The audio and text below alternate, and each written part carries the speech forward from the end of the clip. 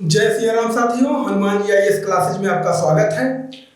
तो चलिए साथियों, आज की क्लास को हम लोग स्टार्ट करते हैं और पढ़ना शुरू करेंगे। आज हम लोग बौद्ध धर्म को पढ़ेंगे। यह टॉपिक साथियों एग्जाम की दृष्टि से बड़ा ही महत्वपूर्ण टॉपिक है। फिर चाहे वह आईएएस के लिए हो, चाहे पीसीएस के लिए हो, चाहे टीजीटी पीजीटी के लिए हो, चाहे टेट यूपी टेट के लिए हो, चाहे अन्य कोई भी एग्जाम हो, सबके लिए यह टॉपिक बड़ा ही महत्वपूर्ण टॉपिक है। क्योंकि साथियों ऐसा कोई एग्जाम नहीं भारत का जिस एग्जाम में यहां से क्वेश्चन आए ना हो, भरे पड़े हुए हैं यहां से क्वेश्चन। तो क्लास थोड़ी लंबी होगी, धैर्य बनाकर पूरी क्लास को जरूर देखिएगा, क्योंकि जब तक पूरी क्लास को नहीं देखेंगे तब तक क्लास का जो उद्देश्य है वो पूरा ही नहीं होगा। जिस प्रकार मैंने इस क्लास को बनाया है, जब तक पूरी क्लास को आप फिनिश नहीं करेंगे तब तक आपको बहुत ज्यादा कुछ मिलने वाला है नहीं। तो पूरी क्लास को एक बार जरूर देखिएगा, उसके बाद अच्छा ना लगे तो डिसलाइक करके चले जाइएगा, लेकिन पूरी क्लास को जरूर देखिएगा, ठीक।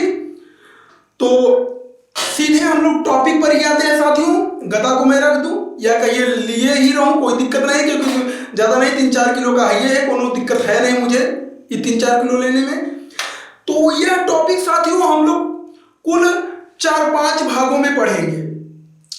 पहला भाग होगा महात्मा बुद्ध का जीवन परिचय। दूसरे भाग में हम लोग पढ़ेंगे महात्मा बुद्ध के द्वारा दिया गया ज्ञान। तीसरे भाग में हम लोग पढ़ेंगे बौद्ध साहित्य को। चौथे भाग में बौद्ध संगीतियों को पढ़ेंगे और 5वें भाग में हम लोग बौद्ध धर्म का उत्थान, विस्तार, देन, पतन और कुछ महावीर स्वामी से तुलना देखेंगे।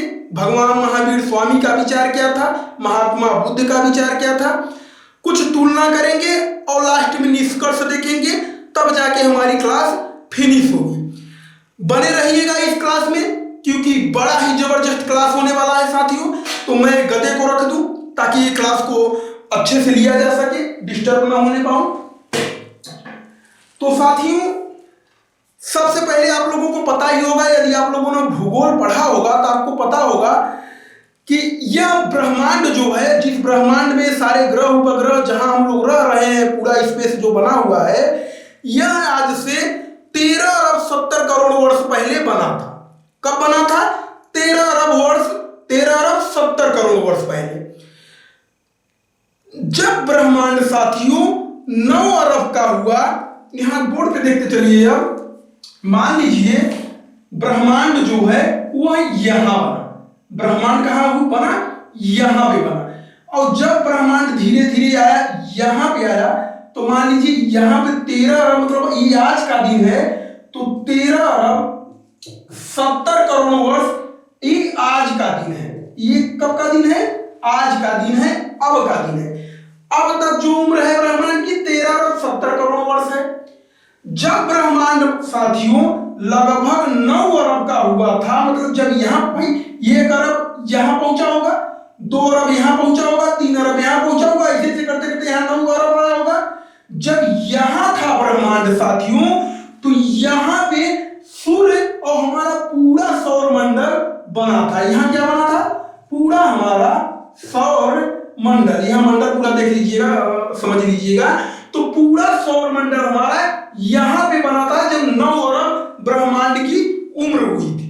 जब ब्रह्मांड की 9 अरब उम्र हुई थी, तब जाके यह बना हुआ था पूरा सौर मंडल। अब इसी समय साथियों सूर्य भी बना, इसी समय लगभग पृथ्वी भी बनी। सूर्य बनने के 10 करोड़ वर्ष बाद पृथ्वी बनी। तो मतलब जो पृथ्वी का उम्र है, यहां आते आते पृथ्वी की उम्र कितनी हो गई? 4 अरब 60 करोड़ वर्ष पृथ्वी की उम्र हो गई। कितना? 4 अरब 60 करोड़ वर्ष हो गई पृथ्वी की उम्र। क्यों पृथ्वी की उम्र 4 अरब 60 करोड़ वर्ष हो गई? क्योंकि 9 अरब के लगभग बना था। 9 अरब 10 करोड़ का जब ब्रह्मांड था, 9 अरब 10 करोड़ का जब ब्रह्मांड था, तब हमारी पृथ्वी बनी थी 9 अरब 10 करोड़ पे। तो 13 अरब 70 करोड़ में से यदि 9 अरब 10 करोड़ को घटाएंगे तो 4 अरब 60 करोड़ आ जाएगा। मतलब 4 उम्र जो है वह इस समय वर्तमान में पृथ्वी की है। हम लोग जो इतिहास पढ़ते हैं साथियों, वह लगभग 10-12 हजार वर्षों से पढ़ते हैं। मतलब जो 460 करोड़ वर्षों का इतिहास है वह लगभग अज्ञात ही है, या फिर उसको हम लोग पृथ्वी के इतिहास में पढ़ते हैं, या फिर कहिए कि अज्ञात ही मान के चलिए। या तो पृथ्वी के इतिहास में पढ़ते हैं, या तो मानव का इतिहास जब हम लोग पढ़ते हैं होमो सेपियंस ओपियंस, तो थोड़ा 10-20 लाख वर्ष और पीछे चला जाता है। लेकिन जो इतिहास पढ़ा जाता है वह लगभग 10-12 हजार वर्षों से पढ़ा जाता है। इतिहास को साथियों कुल 3 भागों में बांटा गया है। कौन कौन 3 भाग? पहला भाग है साथियों प्रागैतिहासिक काल। पहला क्या भाग है? प्रागैतिहासिक काल। प्रागैतिहासिक काल पहला भाग क्या है? प्रागैतिहासिक काल। यह साथियों अज्ञात काल से 2500 ईसा पूर्व तक माना जाता है। 2500 ईसा पूर्व तक माना जाता है। कहां से? अज्ञात काल से, मतलब जहां से कुछ भी नहीं जानकारी प्राप्त है, जहां न लेखन है न लिपि है, वहां से लेकर 2500 ईसा पूर्व तक प्रागैतिहासिक काल माना जाता है। हालांकि प्रागैतिहासिक काल को भी 3 खंडों में बांटा गया है, उसको हम लोग नहीं देखेंगे क्योंकि हम लोग बुद्ध धर्म में पहुंचने वाले, बौद्ध धर्म पहुंचने वाले, जहां हम लोग पढ़ने वाले हैं। ठीक, तो 2500 ईसा पूर्व तक प्रागैतिहासिक काल हो गया। 2500 से लेकर 600 ईसा पूर्व तक आदि इतिहास काल माना जाता है। आदि ऐतिहासिक काल माना जाता है। काल माना जाता है कहां से? 2500 से लेकर 600 ईसा पूर्व तक, ईसा पूर्व लगा लीजिएगा, ईसा पूर्व तक माना जाता है। ये साथियों जो आदि इतिहास काल है, इसी समय में हम लोग सिंधु घाटी सभ्यता को पढ़ते हैं। 2500 से लेकर लगभग 1500 ईसा पूर्व तक सिंधु घाटी सभ्यता मानी जाती है, और 1500 से लेकर 600 ईसा पूर्व तक वैदिक संस्कृति मानी जाती है। वैदिक संस्कृति 2 खंडों में बांटी गई है, 2 भागों में वैदिक संस्कृति। पहला भाग है ऋग्वैदिक काल, जो कि 1500 से लेकर 1000 ईसा पूर्व माना जाता है, और 1000 से 600 ईसा पूर्व तक उत्तर वैदिक काल माना जाता है। और 600 ईसा पूर्व से साथियों ऐतिहासिक काल शुरू होता है। मतलब ये जो ऐतिहासिक काल है, ऐतिहासिक काल जो है साथियों, यह 600 ईसा पूर्व से अब तक माना जाता है।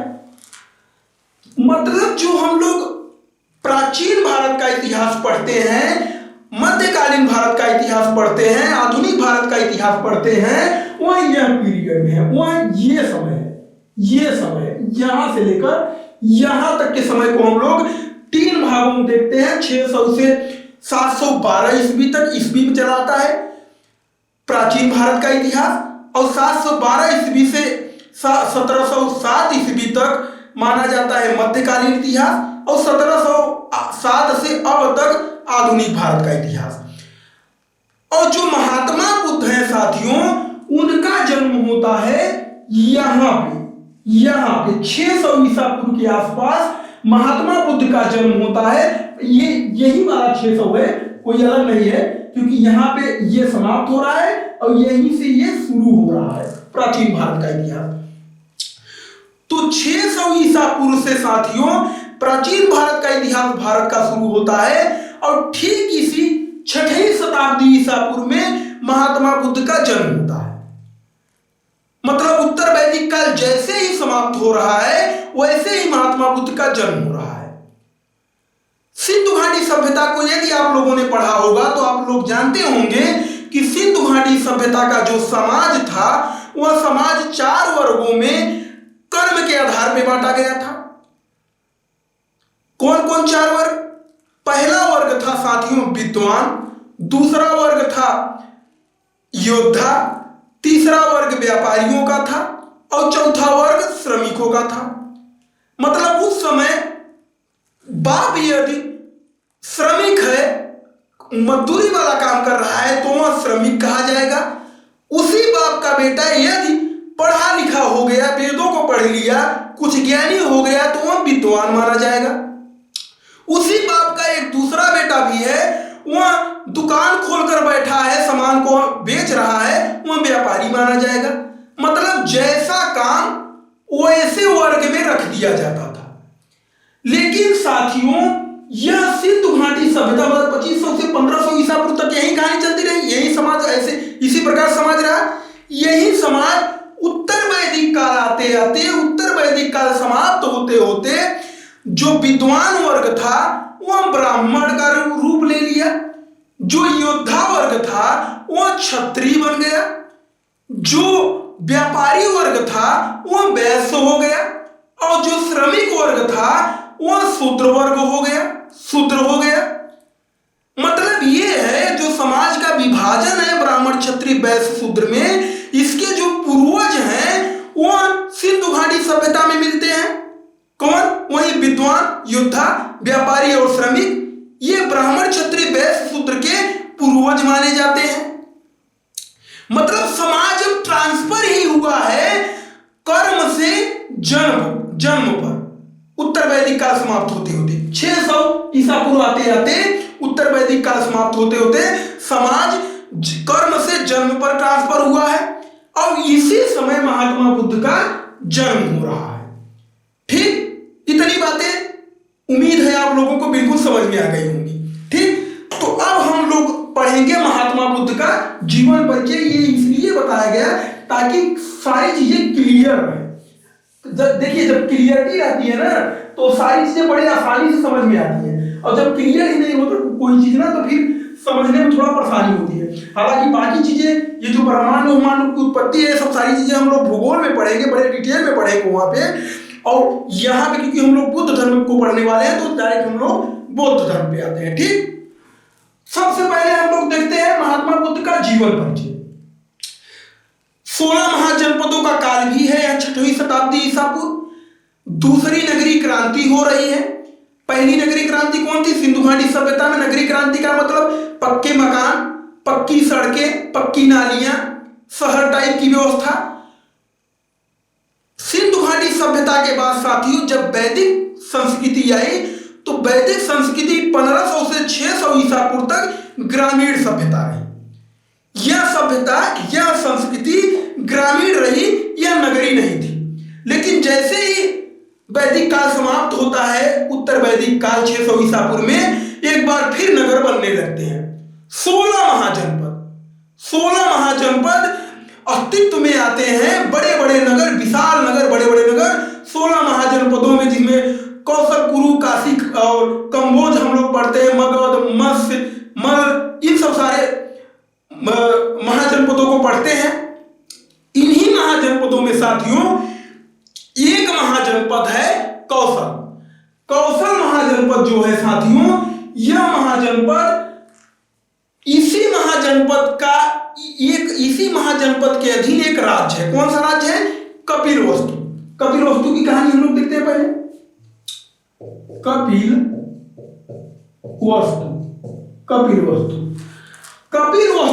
कपिलवस्तु जो राज्य है साथियों, यह कौशल की अधीनता को स्वीकार करता है। मतलब कौशल के अधीन है, कौशल महाजनपद के अधीन है।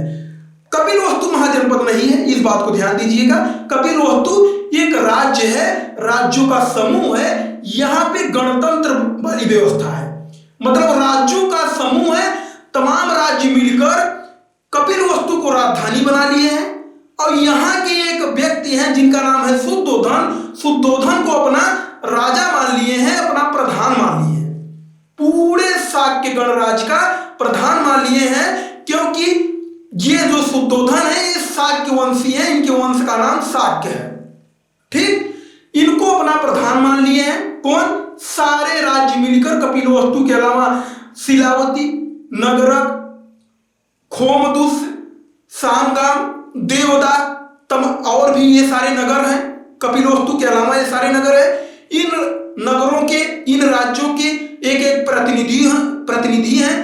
वही प्रतिनिधियों ने मिलकर महाराज शुद्धोधन को अपना प्रधान माना हुआ है कि भाई आप मेरे ऊपर शासन कीजिए। राजतंत्र नहीं है यहाँ पे। ठीक, 16 महाजनपदों में भी वज्जी और मल्ल को छोड़कर, यानी कि वैशाली जिसकी राजधानी थी, मल्ल और वज्जी को छोड़कर बाकी 14 महाजनपद जो हैं वो सारे महाजनपद राजतंत्र हैं। वज्जी और मल्ल जो महाजनपद हैं ये गणतंत्र हैं, 2 महाजनपद। और कपिलवस्तु भी गणतंत्र है, मतलब राज्यों का समूह है। ठीक, इस कपिलवस्तु की स्थापना की थी साथियों शाक्यों के ही पूर्वज सुकीर्ति ने। किसने? सुकीर्ति ने इसकी स्थापना की थी, मतलब इसे बसाया था कपिलवस्तु। ठीक, कपिलवस्तु को बसाया था सुकीर्ति ने। कपिलवस्तु के उत्तर में यह पड़ता है नेपाल में साथियों, नेपाल की तराई में, मतलब पहाड़ों से, जब वो पहाड़ों पे नहीं है, पहाड़ों से जब उतारान होता है उसे तराई कहा जाता है। तो पहाड़ के थोड़ा नीचे जो प्लेन एरिया है वहां कपिलवस्तु पड़ता है। वर्तमान में कपिलवस्तु नेपाल में तिलौराकोट नाम का एक स्थान है, उसी को माना जाता है। कुछ लोग उत्तर प्रदेश में सिद्धार्थनगर है, सिद्धार्थनगर में एक स्थान है पिपरहवा, पिपरहवा को भी कपिलवस्तु से जोड़ते हैं। यह कपिलवस्तु साथियों उत्तर में हिमालय पर्वत इसकी बाउंड्री बनाती थी।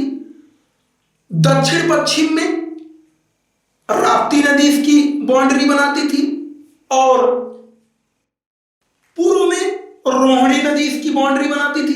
इन बातों को लिखते चलिएगा, और ना लिखेंगे तो तब भी कोई दिक्कत नहीं, टेलीग्राम पे मैं पीडीएफ दे दूंगा, फिर भी अगर लिखना हो तो लिखते चलिए, नहीं सुनते चलिए। ठीक, तो पूर्व में कौन सी नदी बना रही है? पूर्व में रोहिणी नदी, पूर्व में रोहिणी नदी। दक्षिण पश्चिम में दक्षिण और पश्चिम यहां मान लीजिएगा पश्चिम में है। पश्चिम में कौन बना रहे हैं? राप्ती नदी। और उत्तर में कौन सा बाउंड्री है? तो हिमालय पर्वत है। उत्तर में क्या है? हिमालय पर्वत है। ये बाउंड्री बना रही है कपिलवस्तु। ठीक, यही के राजा हैं साथियों महाराज शुद्धोधन, जिन्हें शाक्यों के सारे राज्यों में अपना प्रधान माना हुआ है। ये महाराज शुद्धोधन साथियों 3 भाई हैं। बिल्कुल ध्यान लगाए पड़ेगा, ये हम लोग महात्मा बुद्ध का जीवन परिचय पढ़ रहे हैं। ठीक, तो ये जो शुद्धोधन है, शुद्धोधन ये 3 भाई हैं। शुद्धोधन कितने भाई हैं?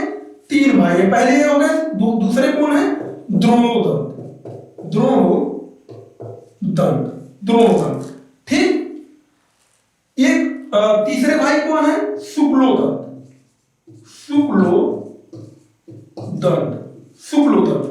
इन तीनों भाइयों में साथियों एक बहन भी है जिनका नाम है अमिता। बहन का क्या नाम है? अमिता। बिल्कुल ध्यान दीजिएगा, सारी चीजें लिंक होंगी बाद में।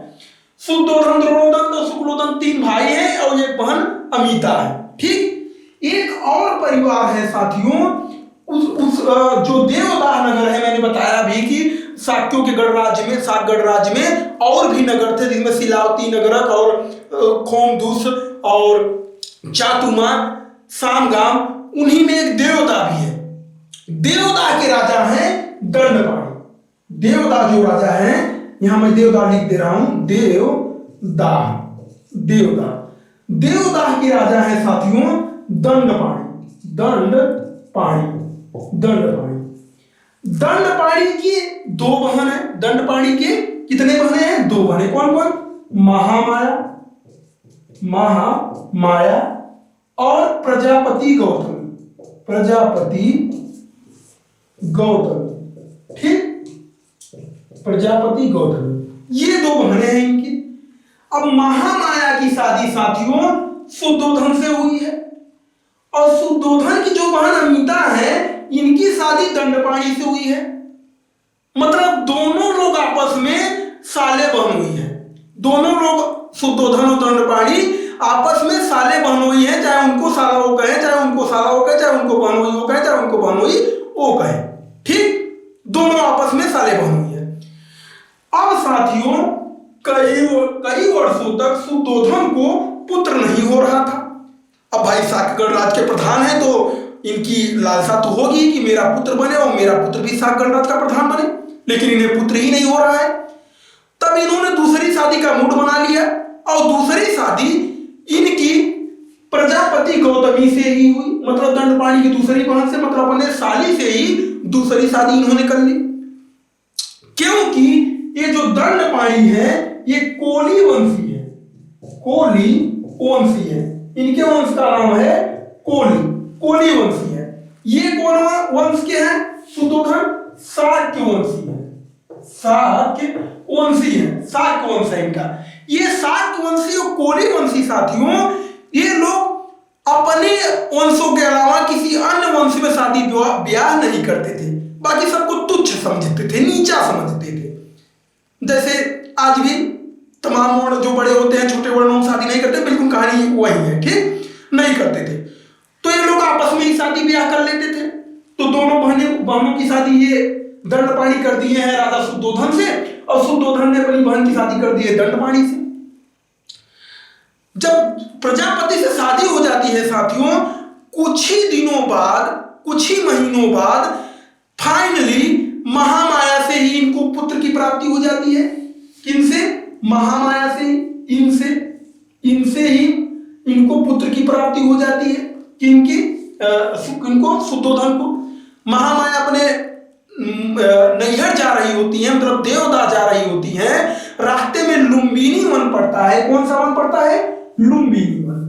देवदास जाते वक्त मैं लुम्बिनी वन यहाँ लिख दे रहा हूँ, समझते तो चलिएगा, क्योंकि सारी चीजें तो लिखी ही जा रही हैं। तो लुम्बिनी वन पड़ता था। लुम्बिनी में साथियों छोटी का मात्रा रहेगा, लुम्बिनी, नो, इसमें बड़ी का मात्रा ही रहेगा, ठीक। तो लुम्बिनी वन पड़ता है, लुम्बिनी, ठीक, लुम्बिनी वन पड़ता है। इसी लुम्बिनी को साथियों एक और नाम है रुम्मिन देवी। इन नामों को ध्यान दीजिएगा कि फालतू चीजें कुछ भी नहीं है, सब क्वेश्चन आया हुआ है, सब आया हुआ है, ठीक।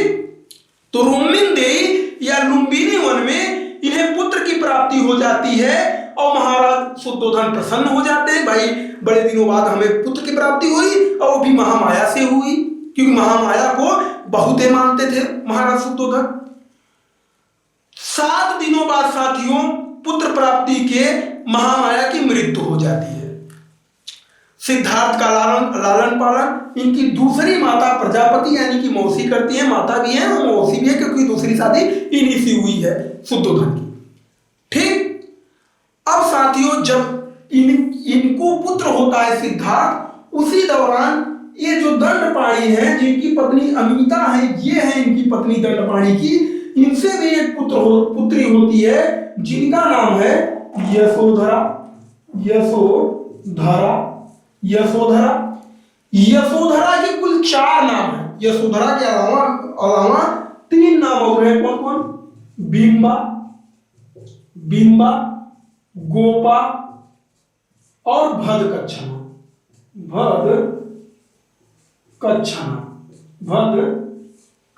ठीक। ये कुल 4 नाम यशोधरा के हैं। इन चारों नामों को ध्यान रखिएगा, क्योंकि एग्जामों में आते हैं।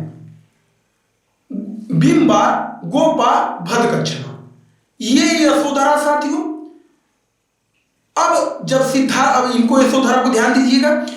जब सिद्धार्थ का जन्म होता है, उसके बाद नामों रखवाने का जो प्रथा होता है, उसके लिए महाराज शुद्धोधन उस समय के प्रकांड पंडित असित मुनि को बुलवाते हैं। क्या नाम है? असित मुनि। असित मुनि कौन है भैया? तो शुद्धोधन के पिता का नाम है साथियों सिंहानु। क्या नाम है? सिंहानु। और माता का नाम है कचना। माता का क्या नाम है? कचना। किसके? शुद्धोधन के। पिता का नाम सिंहानु, माता का नाम कचना है। ये जो असित मुनि है साथियों, ये असित मुनि साथियों इन्हीं के पिता के कुलगुरु थे। किनके पिता के कुलगुरु थे? शुद्धोधन के, सिंहानु के कुलगुरु थे। ये आते हैं और शुद्धोधन को जो पुत्र हुआ है उसका नाम रखने के लिए नाम तो रख देते हैं सिद्धार्थ, साथ साथ भविष्यवाणी भी कर देते हैं कि आप कुछ कर लो राजन, आपका पुत्र या तो सन्यासी बनेगा या तो चक्रवर्ती सम्राट बनेगा। अब शुद्धोधन को टेंशन होने लगती है। क्यों नहीं होगी भाई टेंशन? इतने दिनों बाद तो पुत्र की प्राप्ति हुई है, इतने देवी देवता को पूजने के बाद, और ये बता रहे हैं कि आपका बेटा सन्यासी बनेगा। सारा गुड़ गोबर कर दिए तो असित मुनि। अब ये अपने मंत्रिमंडल और अपने कुलगुरु को बुलवाते हैं। तो शुद्धोधन के कुलगुरु कौन है? शुद्धोधन के कुलगुरु हैं साथियों वाचस्पति। वाचस्पति साथियों इनके कुलगुरु हैं महाराज शुद्धोधन के। असित मुनि किनके कुलगुरु थे? सिंहानु के, शुद्धोधन के पिता के कुलगुरु थे। वाचस्पति किनके हैं? इनके कुलगुरु हैं शुद्धोधन को। इनसे पूछते हैं कि ये बताइए आप पंडित जी कि हमारा जो ये पुत्र है क्या मैं कर दूं कि यह सन्यासी न बने? कौन सा ऐसा काम कर दूं मैं कि यह सन्यासी न बने? अब चुनौतीपूर्ण काम था, लेकिन वाचस्पति तमाम अध्ययन करने के बाद बताते हैं कि ऐसा है राजन, आप अपने पुत्र को तीन प्रकार के लोगों से दूर रखिए तो वह सन्यासी नहीं बनेगा। किस प्रकार के 3 लोग?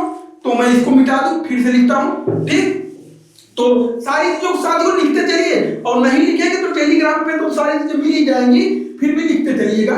अगर लिख लेंगे तो तुरंत सारा काम अच्छे से चलेगा। फिर भी अगर नहीं समझ सिर्फ सुनते चलिए, बाकी सारी चीजें हम टेलीग्राम पे आप लोगों को जरूर उपलब्ध करवा देंगे, ठीक? तो ये जो साथियों वाचस्पति है ये बताते हैं महाराज शुद्धोधन को कि दुख, दुखी और दुर्बल इन तीन कंडीशन को, इन 3 प्रकार के लोगों को अपने पुत्र के सामने महाराज मत लाइएगा। कौन कौन भाई? यहां देखे चलिए, दुख, दुखी और दुर्बल। इसका मतलब क्या है? दुख का मतलब होता है साथियों गरीब। दुखी कौन होता है? तो रोगी या बीमार व्यक्ति दुखी होता है, रोगी या बीमार। और दुर्बल कौन है? बुढ़ापा या फिर कमजोर व्यक्ति दुर्बल है।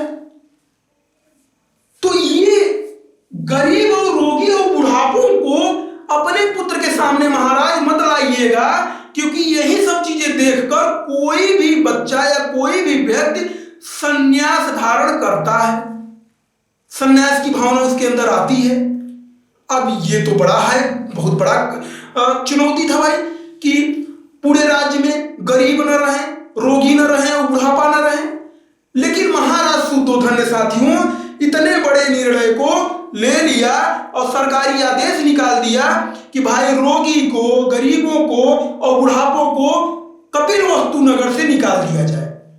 कपिलवस्तु से कुछ दूरी पर एक नगर बसाया गया और उस नगर में सबको, रोगियों को, गरीबों को, बुढ़ापों को ट्रांसफर कर दिया गया, वहां बसा दिया गया।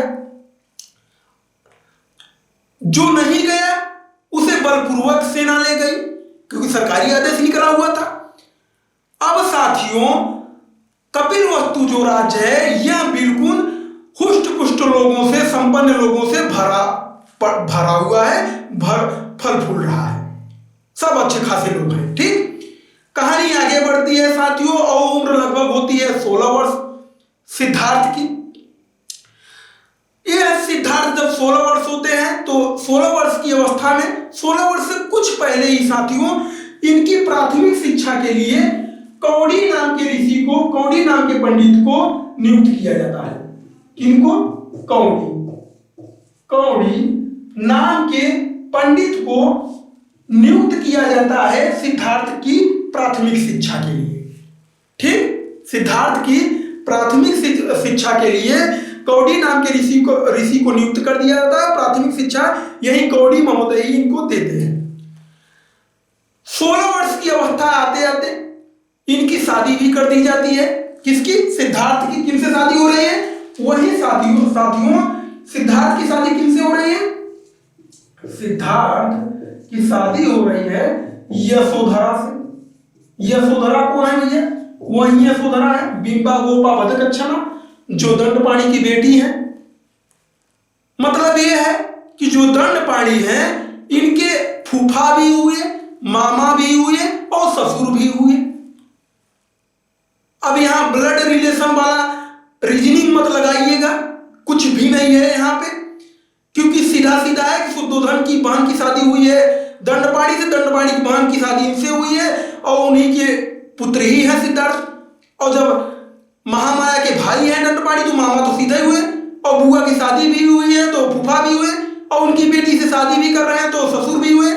तो यहाँ ब्लड रिलेशन वाला रीजनिंग ना लगा के बिल्कुल सिंपल सी चीज है, इसको आप लोग समझ लीजिएगा, ठीक।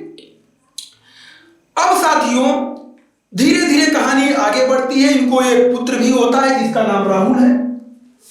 इनके पुत्र का नाम क्या है? इनके पुत्र का नाम राहुल है। राहुल है तो मात्राओं में ना जाइएगा, क्योंकि मात्रा शुद्धि हम लोग हिंदी में देखेंगे, यहां सिर्फ आप समझते चलिए, ठीक। तो राहुल इनके पुत्र का नाम है। धीरे धीरे कहानी आगे बढ़ती है साथियों और उम्र हो जाती है इनकी 29 वर्ष। ये बचपन से उदार स्वभाव के रहते हैं, बहुत ही उदार रहते हैं, सीधे स्वभाव के रहते हैं। 29 वर्ष की अवस्था में महाराज शुद्धोधन को भी लगने लगता है कि अब हमारा पुत्र संन्यास नहीं धारण करेगा, क्योंकि अब इसकी उम्र लगभग 29 वर्ष हो चुकी है। अब इसे कुछ खुला माहौल दिया जाए, क्योंकि अब यह शाक्य गणराज का प्रधान बनने वाला है। 29 वर्ष की अवस्था में सिद्धार्थ अपने साथी चन्ना के साथ कंथक घोड़े पे बैठकर, इनके घोड़े का क्या नाम है? सिद्धार्थ के घोड़े का नाम है साथियों कंथक। और सारथी कौन है? सारथी कौन है? चन्ना। सारथी कौन है? चन्ना। चन्ना को लेकर अपने घोड़े पर बैठकर ये नगर के बाहर घूमने जाते हैं, अपने नगर को देखने जाते हैं। अचानक के साथियों ये उसी नगर के पास पहुंचते हैं जिस नगर में महाराज शुद्धोधन ने सब गरीबों को, रोगियों को, बुढ़ापों को बसाया हुआ है। जब उस नगर में पहुंचते हैं तो इन्हें सबसे पहले वृद्ध व्यक्ति दिखाई देता है। कौन व्यक्ति सबसे पहले दिखाई दे रहा है? ये सीरियल थोड़ा याद रखिएगा। सबसे पहले यहां मैं ऊपर लिख दे रहा हूं, यहां कहानी इधर हो गई है, इधर छोड़िए। तो सबसे पहले कौन मिलता है इन्हें? वृद्ध व्यक्ति मिलता है। जब वृद्ध व्यक्ति मिलता है, बुढ़ापा व्यक्ति मिलता है, तो सिद्धार्थ चन्ना से पूछते हैं, चन्ना एक ऐसा व्यक्ति है कि इसका चमड़ा उमड़ा बिल्कुल सुबड़ा हुआ है, अजीब सा दिखाई दे रहा है। चन्ना बताता है कि सिद्धार्थ यह भी हमारे आपकी तरह मनुष्य ही है, लेकिन यह बुढ़ा गया है, इसकी उम्र कुछ ज्यादा हो गई है, इसलिए उम्र के कारण इसका जो चमड़ा उमड़ा है सुकुड़ गया है। अब सिद्धार्थ पूछते हैं कि चन्ना क्या मैं भी ऐसा हो जाऊंगा? चन्ना बताता है बिल्कुल सिद्धार्थ, आप नहीं, इस संसार में जितने प्राणी जन्म लिए सबकी कंडीशन यह होनी है। सिद्धार्थ बड़े परेशान हो जाते हैं, परेशानी हालत में ही आगे बढ़ते हैं। कुछ दूर पे जाते हैं तो साथियों इनको मिलता है एक रोगी व्यक्ति मिलता है। रोगी व्यक्ति मिलता है, उसको चेचक जैसी बीमारी हुई होती है, पूरे शरीर में कुछ बीमारी हुई रहती है। तो पूछते हैं कि चन्ना ये कैसा व्यक्ति है यार, इसकी उम्र तो बहुत ज्यादा नहीं दिखाई दे रही, लेकिन पूरा सड़ा गला टाइप का इंसान है। तो चन्ना बताता है कि इसको रोग हुआ है सिद्धार्थ। तो सिद्धार्थ पूछते हैं कि चन्ना क्या मुझे भी ऐसा रोग हो सकता है? तो चन्ना बताता है बिल्कुल यह रोग किसी को भी हो सकता है। अब ये और विचलित हो जाते हैं, क्योंकि इन्होंने अभी तक रोगी को, बुढ़ापा को, किसी को देखा नहीं था, पहली बार देख रहे हैं। जब पहली बार देख रहे हैं तो इनका ये सब सारा सोचना, इनकी परेशानी को समझा जा सकता है, ठीक। रोगी के बाद साथियों थोड़ा और आगे बढ़ते हैं तो इनको मिलता है एक मृत व्यक्ति मिलता है। मृत व्यक्ति मिलता है साथियों, मृत व्यक्ति मतलब चल के नहीं मिल रहा है, मृत्यु हो चुकी है, मृत्यु हुई कंडीशन में मिलता है। तो पूछते हैं सिद्धार्थ कि चन्ना ये बताओ ये कैसा व्यक्ति है जो उठ ही नहीं रहा है, क्योंकि अभी तक इन्होंने लाश को नहीं देखा है। अभी तक इनके सामने एक भी बार किसी मृत्यु हुए व्यक्ति को इन्होंने नहीं देखा है, पहली बार ही देख रहे हैं। जब पहली बार देख रहे हैं तो आश्चर्यचकित तो होंगे ही। तो चन्ना बताता है भाई ये मर चुका है सिद्धार्थ और यह कभी अब नहीं उठेगा। तो सिद्धार्थ पूछते हैं क्या हम भी, हमारी कंडीशन भी यहाँ होगी, मैं भी मरूंगा? तो चन्ना बताता है मैं भी नहीं, आप ही नहीं, सब लोग जितने इस संसार में सब प्राणी हैं सब मरेंगे, सबकी मृत्यु निश्चित है। तब तो ये बहुत अधिक ही विचलित हो जाते हैं और विचलित अवस्था में ही सिद्धार्थ घर की ओर प्रस्थान करते हैं। घर आते वक्त इन्हें एक सन्यासी मिलता है जो भगवा कलर पहने हुए एक पेड़ के नीचे बैठा हुआ है। उसको शांत अवस्था में देखकर सिद्धार्थ पूछते हैं चन्ना से, ये कैसा व्यक्ति है चन्ना? तो चन्ना बताता है कि ये सिद्धार्थ अपने घर बार को छोड़कर सन्यास ले लिया है। उस सन्यासी का जीवन सिद्धार्थ को बड़ा प्रभावित करता है और फाइनली सिद्धार्थ मूड बना लेते हैं उस सन्यास वाले जीवन को कि मुझे तो अब सन्यास ही लेना है। उसी कंडीशन में घर पे अपने आते हैं और अपने महल में जब पहुंचते हैं तो काफी दिनों तक, कई दिनों तक विचलित अवस्था में ही रात रात भर जागते रहते हैं। अपनी पत्नी गोपा से कहते रहते हैं, अपनी पत्नी यशोधरा को प्यार से गोपा कहते थे सिद्धार्थ। कहते हैं कि इस संसार में बहुत अधिक दुख है, इस दुख को जब तक मैं दूर नहीं कर लूंगा, इस दुख के मार्ग को जब तक मैं दूर नहीं कर दूंगा, तब तक मैं घर पे या कहिए इस दुख को जब तक मैं दूर नहीं कर दूंगा तब तक मैं एक तरह से कहिए कि परेशान ही रहूंगा, मुझे घर छोड़ना ही होगा। मैं घर छोड़कर अब इस दुख को समाप्त करने का मार्ग खोजूंगा। फाइनली मां बहुत गोपा समझाती है लेकिन ये नहीं मानते और 29 वर्ष की अवस्था में साथियों आधी रात को ये घर त्याग देते हैं। चन्ना को लेकर कंथक घोड़े के साथ आधी रात को ये निकल जाते हैं। जब घर को त्यागते हैं साथियों तो गृह त्याग की घटना को बौद्ध ग्रंथों में, बौद्ध ग्रंथ एक मंजिल निकाय है उसमें महाभिनिष्क्रमण कहा गया है। क्या कहा गया है?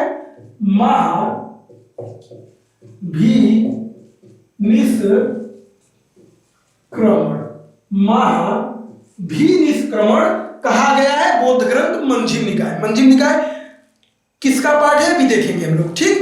तो मंजिल निकाय में महाभिनिष्क्रमण कहा गया है गृह त्यागी की घटना को। घर को त्याग दिया इन्होंने, कंथक घोड़े के साथ चन्ना के साथ रात में निकल गए हैं। सबसे पहले चन्ना के साथ जाते हैं, अनुवया नाम का एक स्थान पड़ता है। अब मैं फिर एक बार इसको मिटा रहा हूं और अब ये इनकी संन्यास यात्रा चलेगी। ये जाएंगे कहां कहां, इन सब सारी चीजों को हम लोग देखेंगे। थोड़ा ध्यान, अच्छा क्रम नहीं ध्यान देना है आपको कि पहली बार कहां पहुंच रहे हैं, दूसरी बार कहां पहुंच रहे हैं, बस ये ध्यान देना है कि कहां कहां कौन सी घटनाएं घटी है, ठीक। बाकी कभी भी इस क्रम को न यूपीएससी और न कोई छोटा मोटा एग्जाम कुछ भी कहीं भी इसको क्रम नहीं पूछा गया है, ठीक, नहीं पूछा जाएगा। तो सबसे पहले पहुंचते हैं ये महात्मा बुद्ध अनुवय नामक स्थान पर। अनुवय नामक स्थान पर पहुंचते हैं। ये साथियों स्थान अनुमा नदी के तट पर था। अनुमा एक नदी उस समय बहती थी, इसी के तट पर यह स्थान था। यहां पहुंचते हैं, यहीं पे चन्ना से कहते हैं चन्ना आप और कंथक घोड़े के साथ आप अपने गृह नगरी कपिलवस्तु लौट जाइए। यहां की आगे की यात्रा मैं अकेले करना चाह रहा हूं, अकेले जाऊंगा। चन्ना थोड़ा बहुत समझाता है लेकिन नहीं मानते, तो चन्ना फाइनली वापस चला आता है। यहां से सिद्धार्थ आगे की ओर बढ़ते हैं और अनुवय से जाते हैं बज्जी। कहां जाते हैं? बज्जी जिसकी राजधानी वैशाली है। यह एक महाजनपद है, लिच्छवियों की राजधानी है। यहां पहुंचते हैं साथियों, यहां पे इनसे एक विद्वान की मुलाकात होती है जिनका नाम है अलार कलाम। क्या नाम है इनका? अलार कलाम। इनसे महात्मा बुद्ध साथियों सांख्य योग के बारे में जानते हैं। सांख्य योग की शिक्षा ग्रहण करते हैं इनसे। सांख्य योग का मतलब, सांख्य योग में साथियों प्रकृति के 3 नियम दिए गए हैं। सत्व, रजस, तमस। सत्व का मतलब होता है जो ज्ञान के अनुसार व्यक्ति व्यवहार करता है, जैसे मनुष्य। तमस का मतलब अंधकार होता है, जो अंधकार में जीवन यापन करता है, जैसे पशु पक्षी। दिन भर उन्हें सिर्फ खाने की टेंशन रहती है और कुछ भी नहीं, कंप्यूटर चलाना है कि मोबाइल चलाना है, कैमरा वीडियो बनाना है, ये सब चीजों से कुछ भी मतलब नहीं है उनसे। क्या कपड़ा पहनना है, क्या बनना है, वो अंधकार में एक तरह जीते हैं। ये चीज बताई गई है सांख्य योग में। सांख्य योग में ही बताया गया है कि ध्यान के द्वारा ज्ञान की प्राप्ति की जा सकती है।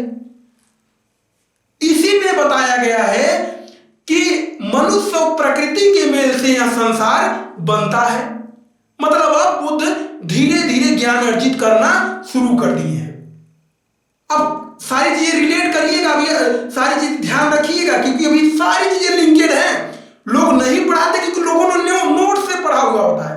नोट में 4 लाइन दर लाइन पढ़ा हुआ होता है, समझा नहीं पाते। किताबों को तो पढ़ना ही छोड़ दिया है लोगों ने, नोट्स के अलावा।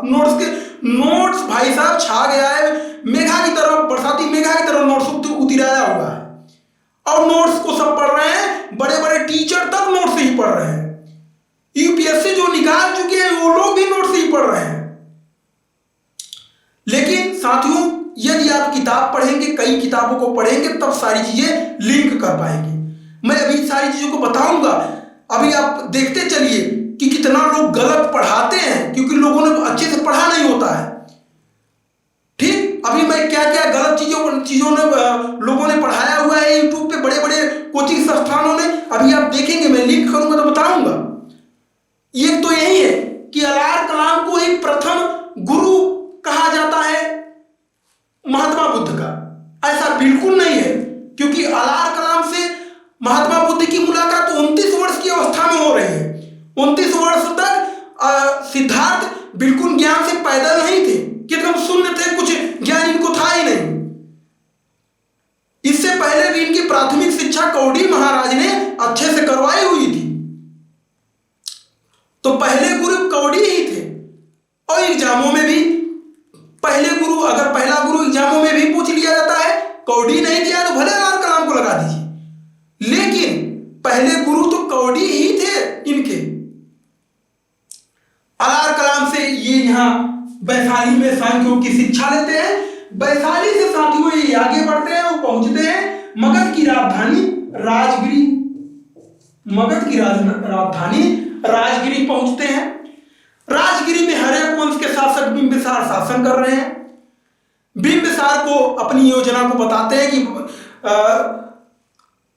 मैं दुख को समाप्त करने का मार्ग खोजने के लिए निकला हूं। भाई बिंबिसार प्रभावित तो होंगे ही कि कपिलवस्तु जैसे राज्य का शुद्धोधन का पुत्र सन्यासी बन गया है, चकित तो होना ही है। राजगिरी में ही इनकी मुलाकात साथियों एक और गुरु से होती है, एक और विद्वान से होती है, जिनका नाम है रुद्रक राम पुत्र या पुत्रम, रुद्रक राम पुत्रम से मुलाकात होती है। इनसे महात्मा बुद्ध यानी कि सिद्धार्थ योग की शिक्षा को ग्रहण करते हैं। योग शिक्षा, योग के बारे में। तो सांख्य कहां सीखा? अलार कलाम से। योग कहां सीख रहे हैं? रुद्रक राम पुत्रम से। यहीं से साथियों राजगिरी से ही कुछ दूरी पर, अच्छा, राजगिरी में इनसे 5 ब्राह्मणों से इनकी मुलाकात होती है। कहां पे? यही रुद्रक रामपुत्रम के पास ही, क्योंकि रुद्रक रामपुत्रम के पास ही बहुत सारे शिष्य हैं। यही कौड़ी महाराज भी हैं जिन्होंने प्राथमिक शिक्षा दी थी महात्मा बुद्ध को। तो यहीं पे भद्दी बप्पा, कौन कौन? 5, इनको ध्यान दीजिएगा। कहां मिल रहे? राजगिरी में। कौन कौन? भद्दी बप्पा, असजीत, महानाम और कौड़ी,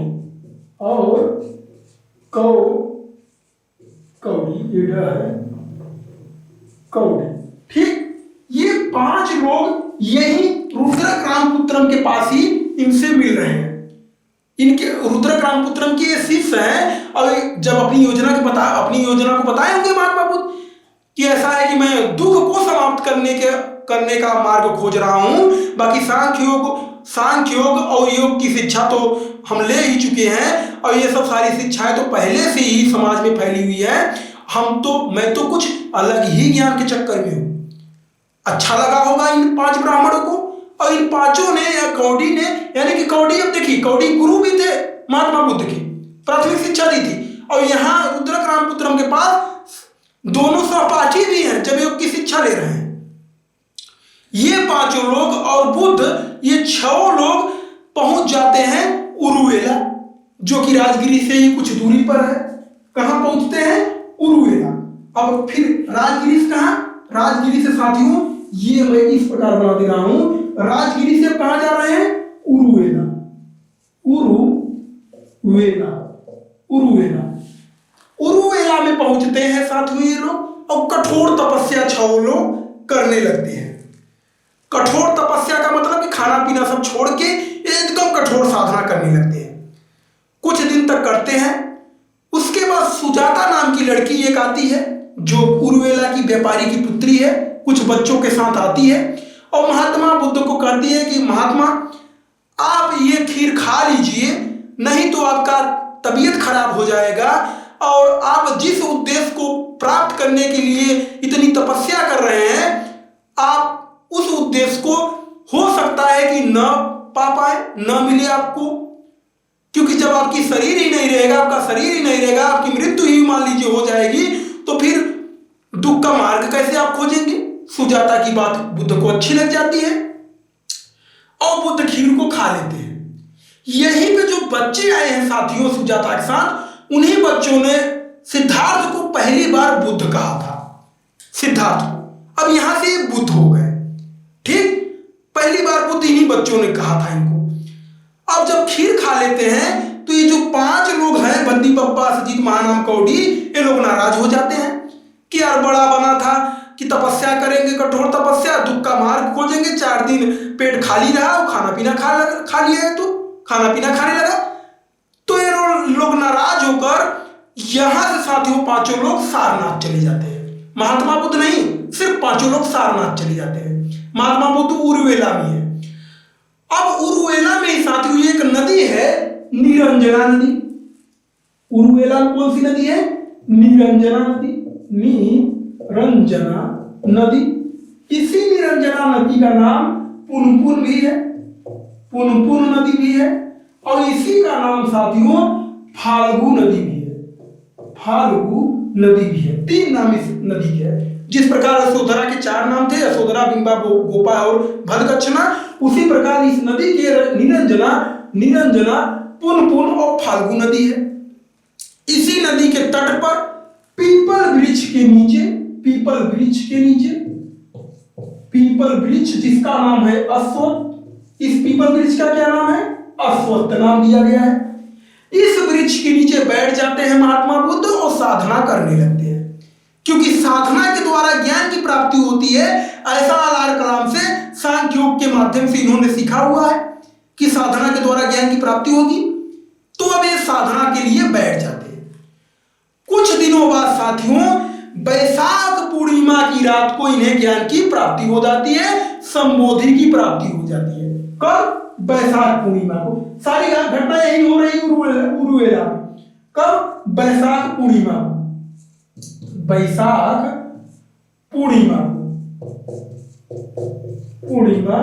को इन्हें ज्ञान की प्राप्ति हो जाती है, संबोधि की प्राप्ति हो जाती है। संबोधि का मतलब क्या है? पूर्ण ज्ञान मिल जाता है। मतलब अब ये यहां इस पीपल वृक्ष के नीचे आज के बाद से नहीं बैठेंगे, अब सुबह से सब ज्ञान को बांटेंगे। अब इस पीपल वृक्ष के नीचे बैठने की जरूरत नहीं है, क्योंकि इन्हें पूर्ण ज्ञान की प्राप्ति हो गई। प्रतीत समुत्पाद का सिद्धांत इन्हें बोध हो गया। कौन सा सिद्धांत भाई? इस बैसाख पूर्णिमा को इन्हें मिला प्रतीत समुत्पाद।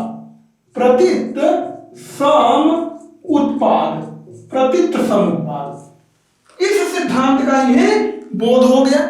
प्रतीत समुत्पाद क्या है अभी आगे हम देखेंगे।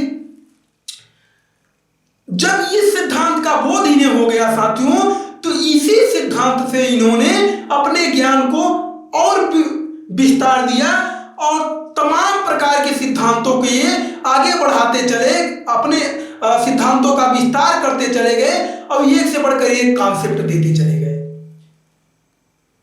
यहां से जब इन्हें ज्ञान की प्राप्ति हो गई तो सबसे पहले ज्ञान को किसको बताएंगे? पांचों ब्राह्मणों को बताएंगे, क्योंकि वो लोग नाराज होकर चले गए हैं, इन्हें तुच्छ समझ कर चले गए हैं। तो सबसे पहले तो उन्हें बताएंगे ना कि भैया तुम लोग भाग आए थे और लोग मुझे तो ज्ञान मिल गया, पहले तुम लोगों को मैं बताऊंगा ताकि तुम लोग जानो कि भाग के चले आए हो जो मुझसे नाराज होकर। तो महात्मा बुद्ध साथियों, अब उरुवेला में ज्ञान प्राप्त हो चुका है। एक बात फिर मैं इसे मिटा दे रहा हूं, उरुवेला तक कहानी पहुंची हुई है। यहां बिल्कुल ध्यान दीजिएगा कि उरुवेला तक कहानी पहुंची है और ज्ञान प्राप्त इन्हें हो चुका है। और ज्ञान प्राप्त जब इन्हें हुआ साथियों, तो इस स्थिति को तथागत कहा गया। ज्ञान प्राप्त जब हुआ तो ज्ञान प्राप्ति की घटना के बाद महात्मा बुद्ध को तथागत कहा गया। तथागत की कहा गया? तथागत का मतलब क्या है? तथागत का मतलब होता है कि साथियों, वह ज्ञान जो सत्य हो, ऐसा ज्ञान जो सत्य हो, वास्तविक हो, सत्य हो। ठीक, तो उरुवेला से साथियों ये पहुंचते, तथागत का मतलब तथागत मैं लिख दे रहा हूं ताकि कहानी क्लियर है। तथागत ये शब्द है, तथागत कहा गया महात्मा बुद्ध को ज्ञान प्राप्ति के बाद।